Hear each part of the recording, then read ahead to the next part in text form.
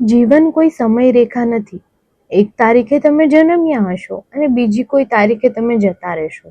તો શ્રી કૃષ્ણ કહે છે, નત્વે વાહમ જાતું નાસમ નત્વમ નેમે જનાધિપા નચૈવ ન ભવિષ્યામ સર્વવ્યમતઃ પરમ.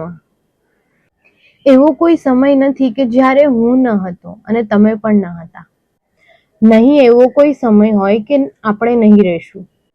જ્યારે તમે રાત્રે તારાને જોવો છો ત્યારે તમે આજના તારાને નથી જોતા.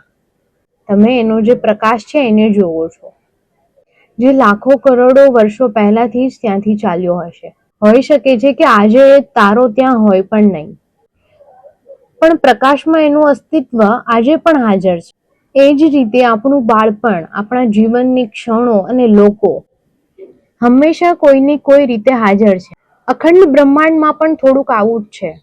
આખી ફિલ્મ એકસાથે પ્રદર્શિત થાય છે અને વચ્ચે પડદો આવી જાય છે તો એ દેખાવા માંડે છે. એ જ રીતે અનેક વાર ભગવાન શ્રી કૃષ્ણે અર્જુનને ગીતા સંભળાવી. જય શ્રી કૃષ્ણ.